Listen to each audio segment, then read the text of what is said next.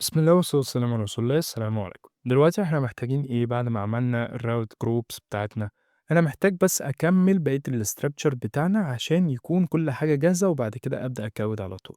أنت محتاج إيه داخل الsource مش الapp، أنت أعتقد الapp كده الدنيا تمام، مش محتاج فيها حاجة تانية. طيب الsource نفسه محتاج يكون فيها إيه؟ محتاج إن هو يكون داخل الsource اللي هو جنب الapp يكون في حاجة اسمها components بالشكل ده. تمام، لو قفلت الapp هيكون في جنب app كده في حاجة اسمها components.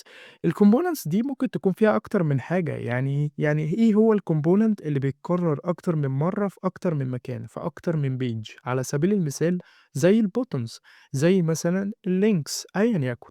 طيب، فأنا عندي components أنا ممكن أقسّمها ل3 حاجات. أول حاجة ممكن أقسّمها للlayouts. إيه هي الlayouts الأساسية اللي بتكون معايا؟ هي الfooter، هي الheader، وممكن يكون في حاجات تانية مثلًا شبه مثلًا إن يكون في زرار بيطلّعك scroll up، أو ممكن يكون أي حاجة حضرتك ممكن تتخيّلها. فأنا أول حاجة دي هاعملها على سبيل المثال layout بالشكل ده، وهيكون بداخله بقى إيه الheader والfooter وأيًا يكن حضرتك محتاج إيه تاني.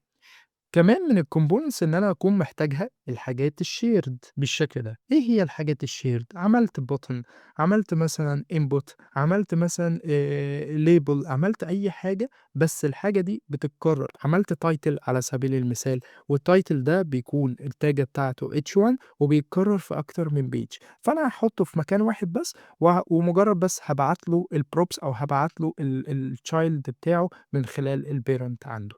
طيب، محتاج حاجة تاني هنا؟ أعتقد أنا مش محتاج أي حاجة تاني، ممكن بقى الحاجات التانية تيجي مع الوقت. طيب، مش إحنا المفروض هنعمل login وهنعمل register؟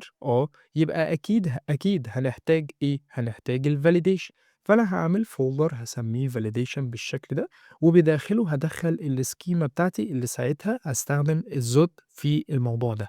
طيب، محتاج إيه كمان؟ إحنا هنستخدم الredux، هنستخدم الredux بس الحديثة شوية، فأنا هاستخدم حاجة اسمها الRedux toolkit. فهاعمل folder أسميه الRedux، وهابدأ بداخله بقى أدخّل كل الcomponents الأساسية بتاعته، زي إيه؟ زي الstore، زي الprovider، زي الslices بتاعتي، زي الAPI، زي الbase API بتاعي وهكذا. يبقى أنا هنا كده عملت الRedux بتاعي عشان أبدأ أدخّل كل الfolders أو الfiles المهمة اللي هاستخدمها فيه.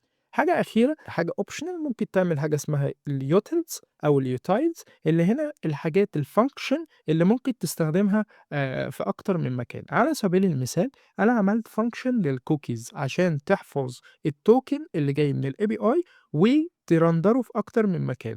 على سبيل المثال جيت أنا حفظت الtoken أو الID بتاعي وقُلت إن أنا هاروح من الroute ده، من الpage دي للroute ده، للpage دي، فيبدأ إن هو فاضل في نفس المكان لإن الاتنين بيستخدموا نفس الfunction. فلو هي function بتتكرر فأنا هاحطها في إيه، هاحطها في الUnits. هل أنا محتاج أي حاجة تانية؟ أعتقد لغاية دلوقتي أنا مش محتاج أي حاجة تانية، ونروح نشوف لو أنا هاستخدم حاجة تانية والّا لأ.